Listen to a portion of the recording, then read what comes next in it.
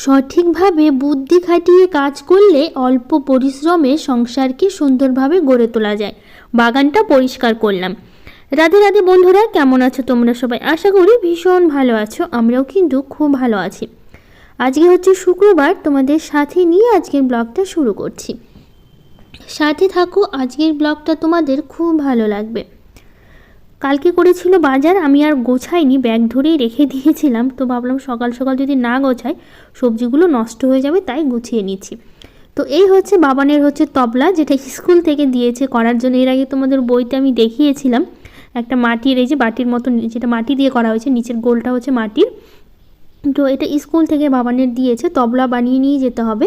তো এটা হচ্ছে মাটি দিয়ে, মানে মাটির যে বাটিগুলো পাওয়া যায় কিনতে, বাটির মতনই, তো ওগুলো দিয়ে স্কুল থেকে বলেছে বানাতে। তো অবশ্য বইতে দেওয়া আছে কিভাবে বানাতে হবে, ওটা দেখেই বানানো হয়েছে। তারপরে হচ্ছে তো ওভাবেই দেখেই বানিয়ে তো রেখে দেওয়া হয়েছে, স্কুল যেদিন বলবে সেদিন নিয়ে যেতে হবে। তো বইতে দেওয়া আছে, ওভাবেই করা হলো। তো এদিকে আমি বাবানের বইগুলো গুছিয়ে নিচ্ছি, আর সাথে করব সংসারের সব ধরনের কাজগুলো। সকালবেলা উঠে সবারই যেরকম ব্যস্ততা থাকে, আমারও সেরকমই থাকে, কারণ এই সকালবেলার টাইমটাই থাকে যে ব্যস্ততা দিয়েই চলে প্রতিদিন। মানে সারাদিন তো আমার কোনো কাজ থাকে না, সকালবেলাটায় যত রকমের কাজ আমি সকালবেলায় করি। অন্য সময় আর সেরকম অত কাজ করে ওঠা হয় না। তো যাই হোক, কিছু দিদিভাইদের প্রথমেই কমেন্টগুলো পড়ে নিই। তাপসী সামাই দিদিভাই বলেছে, আমার থেকে 13 বছরের বড় আমার যখন বিয়ে হয় তখন আমার বয়স ছিল 15 বছর। দিদিভাই, তোমার কত বছর বয়সে বিয়ে হয়েছে? তো যাই হোক, আমি এর আগে একদিন ভিডিওতে বলেছিলাম, একটা দিদিভাই বলেছিল যে আমাদের বয়সের ডিফারেন্সটা কি আমার আর হাজব্যান্ডের। তো সেটা আমি বলেছিলাম যে হচ্ছে 12+ আমাদের। তো সেই জন্য অনেক দিদিভাইরা কমেন্ট করেছে, আমি জানতে চেয়েছিলাম যে তোমাদের মানে হাজব্যান্ডের মানে বয়সের ডিফারেন্সটা। তো অনেকেই বলেছে। তো যাই হোক, তারপর সেই দিদিভাই বলেছে ওদের 13 বছরে। তো আমার বিয়ে হয়েছে মানে আমার বিয়ে হয়েছে 16 বছর বয়সে।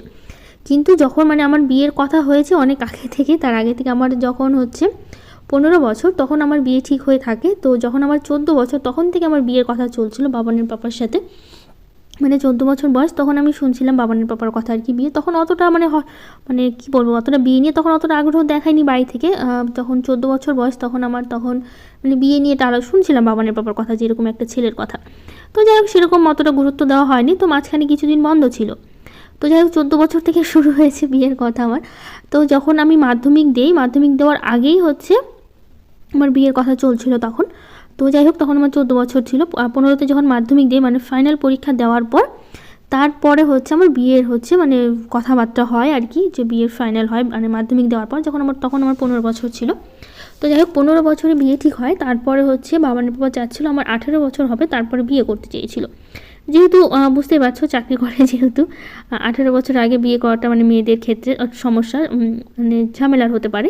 তো সেই কারণে হচ্ছে ও বাবানের বাবা চাইছিল আমার 18 বছর হবে তারপরে। তো যাই হোক, এইভাবে 15 বছরে বিয়ে ঠিক হলো, তাও আমার 16 বছর হলো। তো তখন এমনিতেই 1 বছর হয়ে গেছে।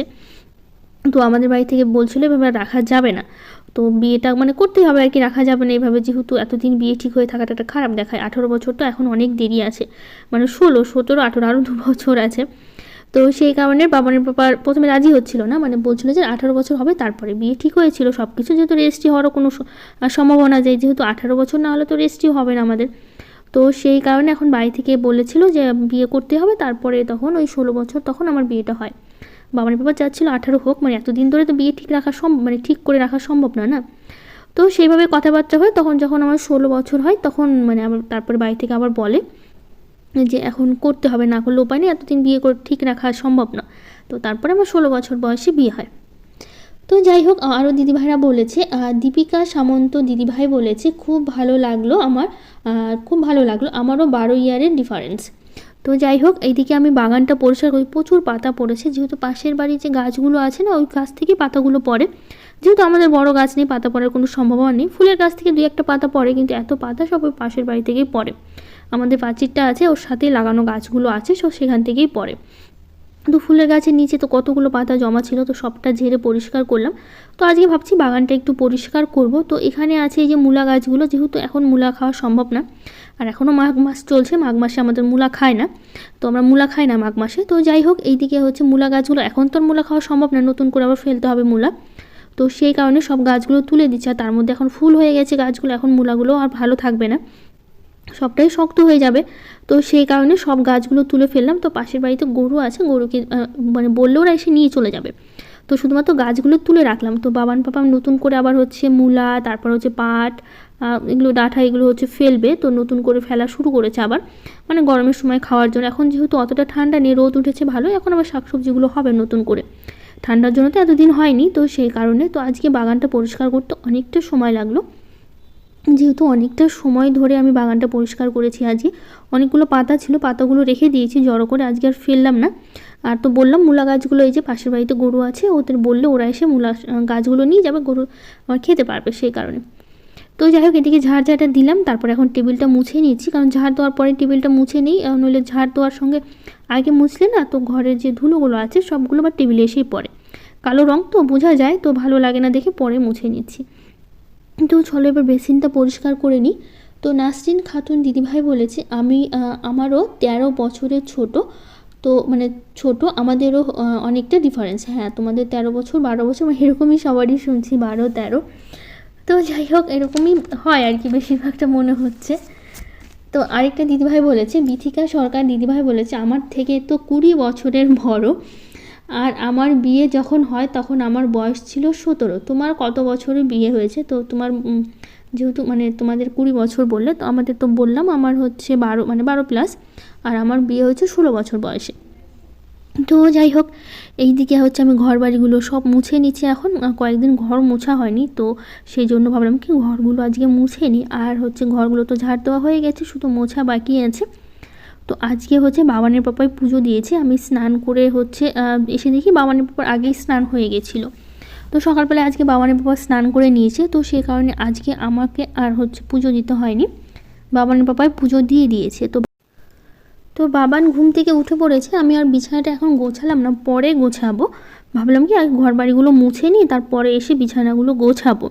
তো সেই কারণে, কারণ ওই যে বাইরে সব কিছু পরিষ্কার করলাম, তো সেই জন্য ভাবলাম থাক, এখন আর বিছানায় উঠবো না। বাইরে সব মানে গাছগুলো উঠালাম, ঝাড় দিলাম বাইরের উঠানটা, মানে পাতাগুলো পড়েছিল সেই কারণে। তো বাবান উঠে পড়েছে, উঠে এই যে ব্রাশ করে চলে আসলো এখন ঘরে। ও ঘুম থেকে উঠে বাইরে চলে গেছিলো ব্রাশ করতে। তো এইদিকে আমি ঘর মুছেছি দেখে মানে সোফার উপর দিয়ে লাফিয়ে লাফিয়ে যাচ্ছে। আমি অবশ্য ফ্যানটা চালিয়ে দিয়েছি যাতে তাড়াতাড়ি শুকিয়ে যায়। তো ওইদিকে ব্রাশ করে চলে গেছে ঘরে, তো ওকে একটু খেতে দেবো। আর এইদিকে হচ্ছে আমি ওই হচ্ছে টিভি দেখা শুরু করে দিচ্ছি। ও তো সকালবেলার খাওয়া, দুপুরের খাওয়া সব কিছু টিভির সামনে বসে বসেই খাবে। স্কুলে যাবে, স্কুল থেকে এসে ও বলে দেবে আমাকে টিভির ঘরে ভাত দিয়ে দাও, ওকে নিচে ভাত দিয়ে দেবো, ও বসে বসে খাবে। তো ওর যেহেতু অনেক সময় লাগে, আমি ওকে বলি খেয়ে দিয়ে সুন্দর এঁঠোটা কিন্তু তুলে রাখবে। ও সত্যি প্রতিদিন ও খাওয়া দাওয়া শেষ করবে, মানে স্কুল থেকে আসার পর খেয়ে দিয়ে এঁঠো থালাটা, মানে এঁঠোগুলো তুলবে, থালাটা বেসিনে রাখবে। তো এঁঠো মোছার যে কাপড়টা আছে ওটা দিয়ে সুন্দর করে এঁঠোটা মুছে রেখে তারপরে আবার টিভি দেখা শুরু করবে। এটা ওর প্রতিদিনের রুটিন হয়ে গেছে। তো যাই হোক, এখন করব হচ্ছে রান্না। তো এই দিকে আমি ভাতটা বসিয়ে দিচ্ছি, আর আজকে করব হচ্ছে মাছের ঝোল করব, সয়াবিন করব, আর করব হচ্ছে শাক। তো মাছের ঝোল করার মানে মাছের ঝোল আর সয়াবিন করছি কারণ হচ্ছে মাছ করবো হচ্ছে পাঙ্গাস মাছ। তো সেদিন হাট থেকে আমি পাঙ্গাস মাছ মানে হাটে গেছিলাম, তোমাদের তো বলেছিলাম, শাখা পড়তে গেছিলাম আমি, যেহেতু শাখাটা বেড়ে গেছিলো আমার, তো সে কারণে নতুন করে হাতে শাখা পড়েছি, দেখতেই পাচ্ছ। আগে শাখাটা বেড়ে গেছে, তো এটা আবার নতুন করে পড়া হলো। তো আমি গেছিলাম পাঙ্গাস মাছ আনতে, মানে আনতে বলতে গেলে হাটে গেছিলাম, তো পাঙ্গাস মাছ নিয়ে আসলাম। এদিকে বাবানের পাপাও পাঙ্গাস মাছ খায় না, বাবানও খেতে চায় না তেলের কারণে। আর আমার পাঙ্গাস মাছ খেতে মানে ভালো লাগে, আমার সবথেকে পছন্দের পাঙ্গাস মাছ আর হচ্ছে ইলিশ মাছ। তো যাই হোক, পাঙ্গাস মাছ আমাদের একদমই খাওয়া হয় না, অন্য সব মাছ খাওয়া হয়, শুধু ওই মাছটা বাদ দিয়ে, কারণ বাবানের পাপাও খায় না, বাবান খুব একটা পছন্দ করে না। তো আমি সেদিন গেলাম হাটে, তো আমি বললাম পাঙ্গাস মাছ নেবো, তো বাবান বললো চলো। তো 5 পিস আনা হয়েছে, 5 পিস আনা হয়েছে। আমি একা খাবো যেহেতু, রাতে 2 পিস ভাজা করে খাওয়া হয়েছে, আর 3 পিস আছে, এটাই আমি এখন রান্না করব আজকে। যেহেতু এই মাছে প্রচুর তেল ওঠে, তো সেই কারণে আমি একদমই সামান্য অল্প তেল দিয়ে ভাজছি। তো দেখো কতটুকু তেল দিয়েছি, তার মধ্যে বেশি তেল, মানে কতটা তেল উঠেছে, এই তেলেই আমার রান্না হয়ে যাবে। এক্সট্রা করে আমাকে আর তেলও দিতে হবে না মাছের ঝোলের জন্য। তো 3 পিস মাছই রান্না করবো। সেদিন আমি অবশ্য মাছ মানে এনেছিলাম হচ্ছে, আজকে যেহেতু হচ্ছে শুক্রবার, আমি এটা এনেছিলাম বুধবার দিন। তো বুধবার দিন রাতে মাছ ভাজা খাওয়া হয়েছে, তো বৃহস্পতিবার যেহেতু নিরামিষ খাওয়া হয়, তো সেই কারণে বৃহস্পতিবার রান্না করিনি, আজকে যেহেতু শুক্রবার, তো সেই জন্য রান্না করছি। আর সয়াবিনটা করবো বাবানের পাপার বাবানের জন্য। তো তো 3 পিসই মাছ রান্না করব নিজের জন্য, একা একাই মাছ খাচ্ছি আমি। আসলে ভালোই লাগে খুব, মানে পাঙ্গাস মাছ খেতে, কিন্তু ওই যে ওরা খায় না দেখে আর খাওয়া হয় না। তো যাই হোক তেলটা একটু কমিয়ে নেব, কারণ হচ্ছে এতটা তেল লাগবে না। তো যাই হোক এদিকে আমি ফোড়ন দিচ্ছি, যেহেতু একবারে মশলা করে নিয়েছি সয়াবিনের জন্য আর হচ্ছে মাছের ঝোলের জন্য, তো একবারে যেহেতু পেঁয়াজ রসুন সব কিছু দিয়ে মাছের ঝোলটা করব, তো সেজন্য ভাবলাম একবারে মশলাটা বেটে নিই। তো ওইদিকে মশলা কষানো হচ্ছে আর এইদিকে আমি সয়াবিনের জন্য আলুটা ছিলে নিচ্ছি। তারপরে হচ্ছে আলুগুলো হচ্ছে আমি ছোট ছোট করে সয়াবিনের মতো, মানে সয়াবিন রান্নার মতো করে কেটে নেব। তো ওইদিকে মাছের ঝোলটা হোক, তারপরে হচ্ছে এইদিকে আমি পরে আমি সয়াবিনটা করব। ওইদিকে ভাতটা তো বসিয়ে দিয়েছি, ভাতটা হচ্ছে আর হচ্ছে মাছের ঝোলের জন্য মশলা কষানো হচ্ছে। তো চলো, আরও কিছু দিদিভাইরা কমেন্ট করেছে। শম্পা লাইফস্টাইল থেকে দিদিভাই বলেছে, খুব ভালো লাগলো তোমার সকালের ব্যস্ততা। আমরা হাউসওয়াইফদের সারাদিন এইভাবেই কেটে যায়। নতুন সদস্য হলাম তোমার পরিবারে, আর আমার পরিবারে আসার নিমন্ত্রণ রেখে গেলাম। থ্যাংক ইউ দিদিভাই, এটা অবশ্য ঠিক বলেছো, সকালবেলা আমার এরকমভাবে ব্যস্ততা প্রতিদিন কাটে।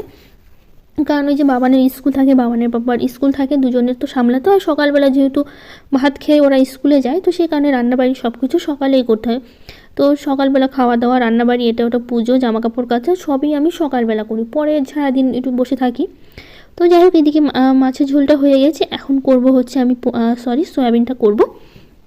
তো সেই কারণে যে সয়াবিনের আলুটা আমি দিয়ে দিলাম, এখন হচ্ছে ভালো করে লবণ হলুদ দিয়ে একটু ভাজা ভাজা করব। সয়াবিনটা এক্সট্রা করে ভাজিনি, পরে মশলার সাথে একবারে কষিয়ে তারপরে হচ্ছে রান্না করব, সেই কারণে। তো এইদিকে হচ্ছে আলুটা ভাজা হোক, ততক্ষণ এইদিকে আমি শাকটা বেছে নিই। তো বাবানের বাবা এনেছে হচ্ছে মেথি শাক। তো মেথি শাক রান্না করবো হচ্ছে বেগুন দিয়ে, তো সেই কারণে হচ্ছে মেথি শাকগুলো বেছে নিয়েছি। হালকা একটু তিতা তিতা লাগে, কিন্তু বেশ ভালোই লাগে মেথি শাকটা খেতে। সব থেকে পালং শাকটা খেতে বেশি ভালো লাগে, তো সেই কারণে মেথি শাকটা এনেছি, মেথি শাকটাই করছি। বাগানে অবশ্য পালং শাকটা ছিল, একদিন তুলে হচ্ছে খেতে হবে। তো এইদিকে আমি হচ্ছে বেটে রাখা মশলাটা দিয়ে দিচ্ছি, একবারে টমেটো, পেঁয়াজ, আদা, জিরা, লঙ্কা সব একবারে বেটে নিয়েছি। তো এইদিকে আলুর সাথে হচ্ছে মশলাটা কষানো হোক, এখন বাকি শাকগুলো বেছে নিই, কারণ অনেকটা সময় লাগবে শাকগুলো বাছতে।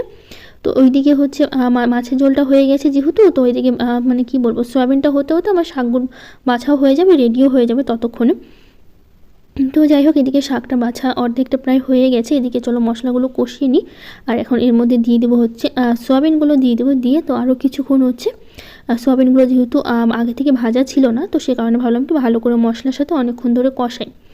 তো অনেকক্ষণ কষিয়ে নিয়ে তারপর এর মধ্যে দিয়ে দিলাম এখন জল। তো আমি স্নানের সময় কয়েকটা জামা কাপড় কেচেছি, সেগুলো আর মেলা হয়নি। চলো ছাদে গিয়ে মেলে দিয়ে আসি। তো চলে আসলাম মেলতে। দেখো সকালবেলায় বেশ ভালো রোদ্র উঠেছে, আর এখন তো রোদের চিন্তা সেরকম করতে হয় না, যেহেতু প্রচুর রোদ ওঠে, তো সেই কারণে এখন আর রোদের অতটা চিন্তাও থাকে না। তো বেশি নেই, কয়েকটা জামা কাপড়ই আছে, তো সেগুলোই হচ্ছে মেলে দিচ্ছি। তো সবটাতে ক্লিপ লাগিয়ে দিতে হবে, যেহেতু দেখছি ভালোই হাওয়া দিয়েছে, বলা যায় না, ভেজা অবস্থায় নিচে পড়লে সব জামা কাপড়গুলোই নোংরা হবে, তখন আবার ধুয়ে ধুয়ে মেলতে হবে।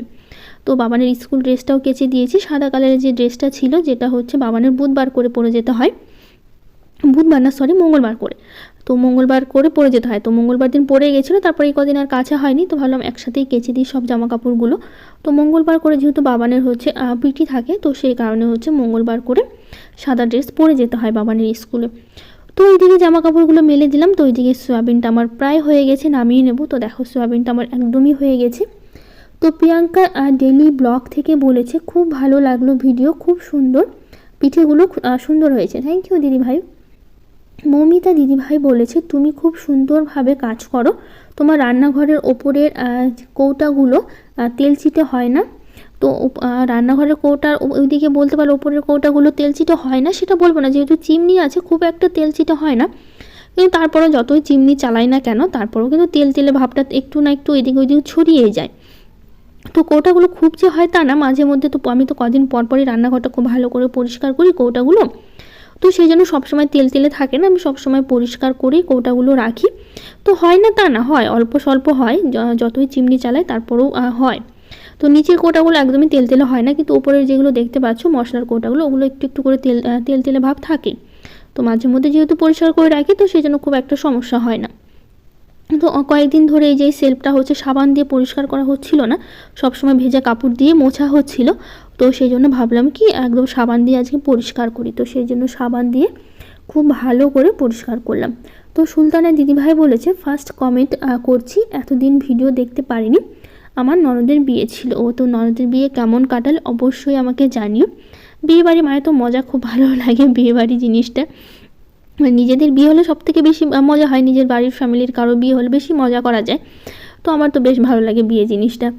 তো যাই হোক, SM সিম্পল হাউসওয়াইফ থেকে দিদিভাই বলেছে, তোমার সকালের ব্যস্ততার ভিডিও দেখলাম দিদিভাই, তোমার মতো আমারও সকালের খুব ব্যস্ততার সঙ্গে কাটে গো, খুব ভালো লাগলো ভিডিওটা। থ্যাংক ইউ দিদিভাই, তোমাকে অনেক ভালোবাসা। তো যাই হোক, এদিকে আমি শাকটা করে নিয়েছি। আজকে রান্না করলাম মাছের ঝোল, সয়াবিন আর হচ্ছে শাক। শাকটা নামিয়ে নিয়ে এখন রান্নাঘরটা পরিষ্কার করছি। তো আজকে পরে আর সেরকম ভিডিও করতে পারিনি, যেহেতু আমার ফোনের একটু সমস্যা হয়েছিল চার্জারের। তো সেই জন্য বাবানের পাপাকে দিয়ে দিয়েছিলাম আমার ফোনটা, কারণ বলেছিলাম তো স্কুল থেকে আসার পথে ঠিক করে নিয়ে এসো। তো সেই কারণে হচ্ছে বাবানের পাপা স্কুল যাওয়ার আগে পর্যন্ত যতটুকু পেরেছি ভিডিও করেছি, যেহেতু পরে বাবানের পাপা আস্তে আস্তে সন্ধ্যা হয়ে গেছিলো, সারাদিন আর ভিডিও করতে পারিনি। অবশ্য বাবানের পর ফোনটা আমার কাছে রেখে গেছিলো, কারণ হচ্ছে সারাদিন বোবার মতো থাকবো, বাবানের স্কুল থাকবে না, আর হচ্ছে একা একা কী করবো, ফোন না দেখলেও ভালো লাগবে না। তো সে কারণে বাবানের পাপার ফোনটা আমাকে দিয়ে গেছিলো, আর আমার ফোনটা বাবানের পাপা নিয়ে গেছিলো, কারণ হচ্ছে বললাম যে ঠিক করার জন্য। আর বাবানের পাপা ফোন রাখার মধ্যে যে কত যে ফোন আসে, স্কুল থেকে কেউ না কেউ ফোন করতেই থাকে, আর আমাকে বারবার ফোন রিসিভ করতে হয় আর বলতে হয়। আমার নাম্বারটা যেহেতু মানে আগে এটা বাবানের পাপাই নাম্বার ছিল, আমার নাম্বারটা সবাই জানে, পরে ওর নাম্বারটা আমাকে দিয়ে দেয়, আমি ব্যবহার করতাম। তো সে কারণে যেহেতু ওদের স্কুলে সবার কাছে ওই নাম্বারটা আছে, তো সে কারণে আমাকে বারবার বলতে হচ্ছে ওই নাম্বারে ফোন করো, ওই নাম্বারে ফোন করো। এই বাবানের পাপার ফোন নিজের কাছে রাখলে এটাই একটা হচ্ছে সবথেকে বড় সমস্যা হয়ে যায়। তো যাই হোক, এদিকে রান্নাঘরটা খুব ভালো করে পরিষ্কার করলাম। এখন বাবানের টিফিন রেডি করে দেবো। তো আজকে টিফিনে দেবো হচ্ছে মানে ফলগুলোই দেবো। তো আঙুর এনেছে বাবানের পাপা কালকে হাট থেকে, তো সেই জন্য আঙুর দিচ্ছি। আর এই যে কলা এনেছে, একটা কলা দিলাম, আর কয়েকটা বিস্কুট দিয়ে দেবো, যেহেতু ওই যে মানে খেতে চাইবে না ফল, তো বিস্কুট দিলে সবগুলো মিশিয়ে একসাথে খেয়ে নিতে পারবে। মানে হচ্ছে শুধু ফল দিলে তখন আবার রেগে যায়, তুই একটা বিস্কুট না দিলে। তো এইদিকে বাবানের হচ্ছে বইগুলো সব গুছিয়ে নিচ্ছি, এখনও বিছানাটা গোছানো বাকি আছে, সব বিছানাটা এখন গুছিয়ে নেব। তো বাবানকে টিফিন রেডি করে দিয়ে ওদেরকে খেতে দিয়েছি। বাবানের পাপার বাবান ভাত খাচ্ছে, ওরা স্কুলে বেরোবে একটু পরে, মানে ওদের হচ্ছে বাইরে আমি খেতে দিয়েছি। ওরা বলছে রোদে বসে বসে খাবে, তো ওদেরকে খেতে দিয়ে এসে আমার এখনও খাওয়া হয়নি, তো ওরা যাবে বেরোবে, তারপরে আমি আস্তে ধীরে খেয়ে নেব। তো ভাবলাম ততক্ষণে বিছানাটা গুছিয়ে নিই, বিছানা গোছানো হয়ে গেলে মোটামুটি কিছুটা কাজ এগিয়ে থাকবে। তো সে কারণে ওদের খেতে দিয়ে এসে তারপরে হচ্ছে আমি এখন বিছানাটা গুছিয়ে নিচ্ছি। তো এদিকে সবটা গুছিয়ে নিয়ে এখন শুধুমাত্র এই যে বিছানার চাদরটা একটু টান টান করে নেব। বিছানার চাদর টান টান না থাকলে আমার ভালো লাগে না, দেখে সবসময় আমি এটা করি। সারাদিন যে কতবার বিছানার চাদর টানতে হয় আমার তারও ঠিক নেই। তো সেই জন্য সারাদিনই বিছানার চাদর আমি টানতে থাকি। আর এই যে ঠান্ডা পড়েছে পর থেকে বাবান আর বাবানের পর বেশিরভাগ সময়টা বাইরে খায়। তো বাবানের পর দুজনেই রেডি হয়ে খেতে বসে গেছে। তো যাই হোক, এই যে ওরা বাইরে খাচ্ছে, বাবান একদম স্কুলের জন্য রেডি। তো ওরা খাবে, খাওয়া দাওয়া শেষ হলে তারপর ওরা বেরিয়ে যাবে। তো যাই হোক, আজকের ব্লগটা কেমন লাগলো জানিও। আজকের মতো টাটা, দেখা হবে নতুন একটা ব্লগে।